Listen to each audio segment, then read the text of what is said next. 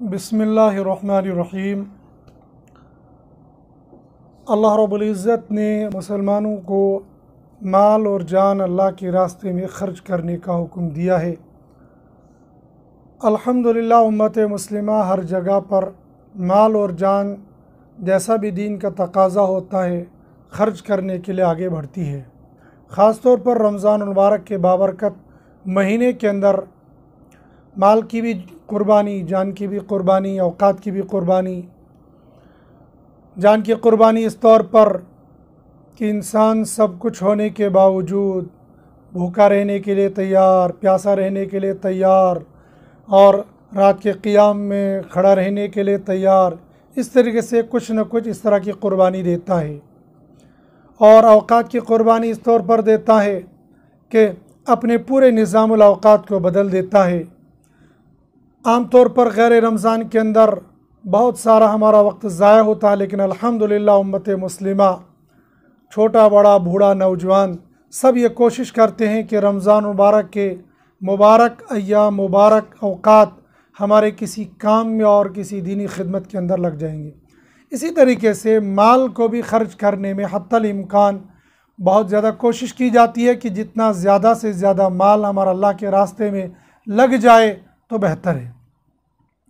माल के हवाले से मुझे ये बात अर्ज़ करनी है कि जहाँ पर हम ज़कात देते हैं, जहाँ हम फितराना देते हैं, जहाँ हम खैरात करते हैं और इमदादें करते हैं, वहीं पर उम्मत मुस्लिमा का एक जज्बा यह होता है कि हम मदारिस और मसाजिद के अंदर किसी चीज़ की ज़रूरत हो तो हम उस ज़रूरत को पूरा करने के लिए तैयार हो जाएं।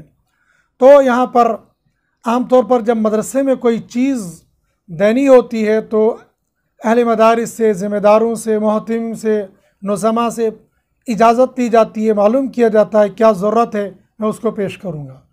लेकिन कभी कभी बंदा आज ख़ुद कुरान पाक लेकर जाएगा, सिपारे लेकर जाएगा या कोई और चीज़ लेकर जाएगा और वहाँ पेश करेगा, और वह नीयत करके गया है कि ये मैं फ़लाँ इदारे के अंदर ले जा रहा हूँ। अब जब वाकिफ़ ने नीयत की मुझे यहाँ पर रखनी है ये, अगर उस वक्त जो सामने लेने वाला ज़िम्मेदार है अगर उसने ये बता दिया कि इस वक्त हमारे मदरसे में इस चीज़ की ज़रूरत नहीं है, तो फिर वो दूसरी जगह पर ले सकता है।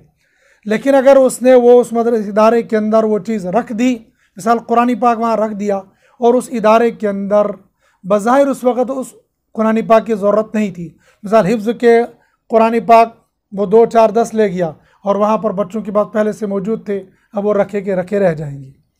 ठीक इसी तरीके से मस्जिदों के अंदर चीज़ें रखने का शौक़ और जज्बा ईमान वाले भाइयों के अंदर होता है। लेकिन मेरी गुजारिश है दोनों जगह पर जो भी चीज़ हम रखेंगे, मस्जिद हो या मदरसा, पहले हम मस्जिद या मदरसे के ज़िम्मेदारों से पहले मालूम कर लें कि मैं इस इदारे के अंदर, इस मस्जिद के अंदर ये चीज़ रखना चाहता हूँ, क्या इस चीज़ की ज़रूरत है।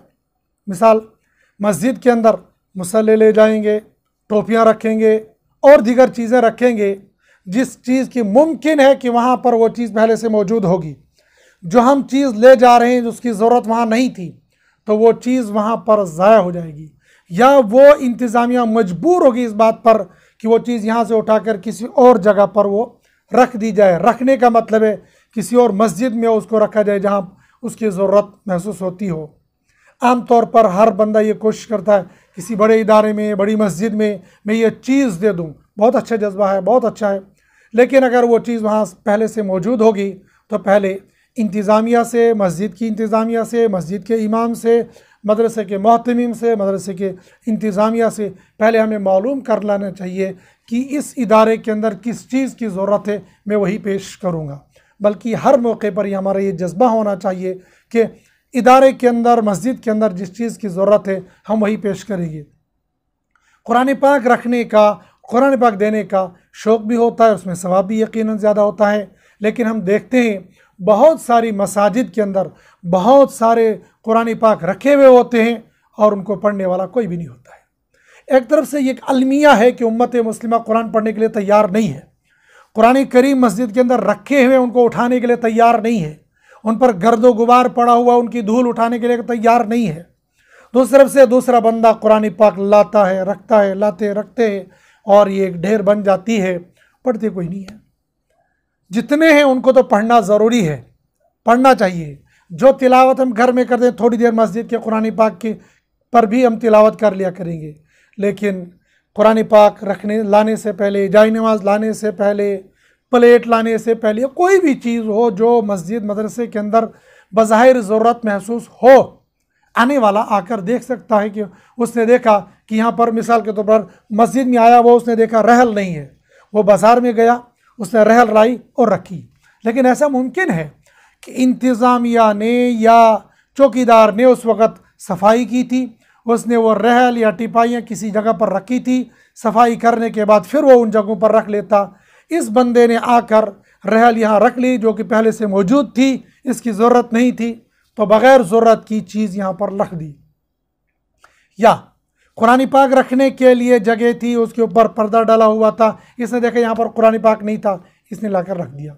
लिहाजा मेरी गुजारिश रहेगी, इस पूरी बात का खुलासा ये, हमने जब भी किसी इदारे के अंदर अगर कोई चीज़ देनी है तो पहले हम इंतज़ामिया से पूछ लेंगे किस चीज़ की ज़रूरत है, हम वही चीज़ वहाँ देंगे। और अगर हम पूछ कर वो दे देंगे तो हमें इंशाल्लाह उसमें सवाब भी ज़्यादा मिलेगा और वो मदरसे की या मस्जिद की वो ज़रूरत भी पूरी हो जाएगी। वरना हमारी चीज़ हम पहुँचा तो देंगे, सवाब तो हमें मिलेगा, लेकिन जिस मकसद के लिए हमने वो चीज़ वहाँ पर रखी थी उस मकसद के तहत वो इस्तेमाल नहीं होगा।